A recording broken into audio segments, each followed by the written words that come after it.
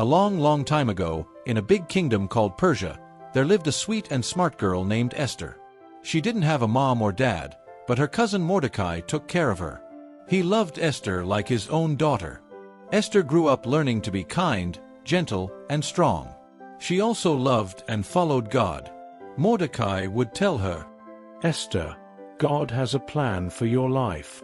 He loves you very much. Now, the king of Persia, King Xerxes, was looking for a new queen. He wanted someone wise and beautiful. So he sent out a message all across the land. All the young women may come to the palace. I will choose one of them to be queen. Esther was chosen to go, too. Before she left, Mordecai said, Esther, don't tell anyone that you are Jewish. Just trust God and be brave. When Esther came to the palace, the king met her, and guess what? He liked her the best. He said, Esther, you are kind and good. You will be my new queen. Esther became queen, but she didn't tell anyone her secret. She was part of God's people, the Jews. Now, there was a man named Haman. He worked for the king and was very powerful. But Haman was also very proud and mean. He wanted everyone to bow down to him. But Mordecai wouldn't bow. He only bowed to God. This made Haman so angry. He said, I won't just punish Mordecai. I'll get rid of all the Jewish people. Haman went to the king and lied. He said, There are people who don't follow your rules. Let's make a law to get rid of them. The king didn't know Haman was talking about the Jews. He said, Okay, and Haman made a terrible law. When Mordecai heard about it, he was heartbroken. He put on sackcloth and cried in the streets. Then he sent a message to Queen Esther. Esther, you have to talk to the king. Maybe God made you queen for this very reason, to save us.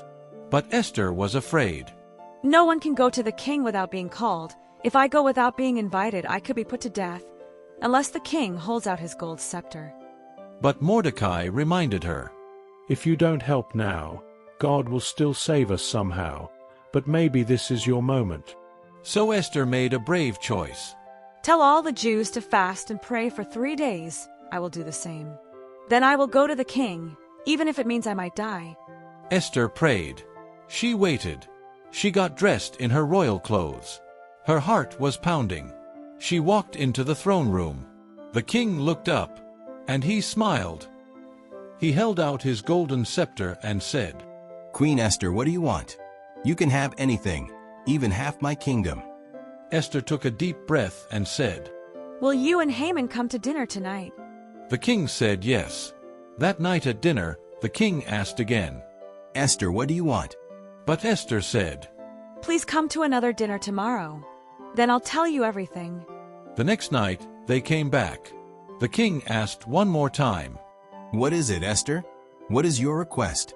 Esther looked at him and said, My king, someone is trying to hurt me and my people. The king sat up and shouted, Who would do such a thing? It's Haman. He is the one. The king was shocked.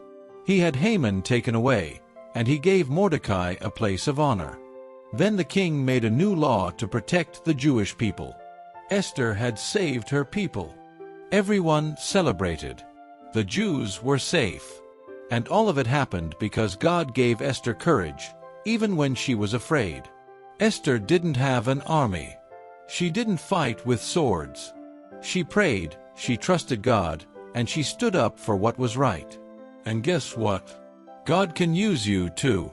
You might be a kid or feel small, but you are not too small for God. He can use your voice, your kindness, your actions, just like He used Esther's. So remember, when you're afraid, when you feel nervous, when things are hard, pray, be brave, and trust God. Because like the Bible says in Esther 4 verse 14, For if thou altogether holdest thy peace at this time, then shall their enlargement and deliverance arise to the Jews from another place. But thou and thy father's house shall be destroyed. And who knoweth whether thou art come to the kingdom for such a time as this? Thanks for watching, friends. You are loved, you are chosen, and God has great plans for you. See you next time for another amazing Bible story.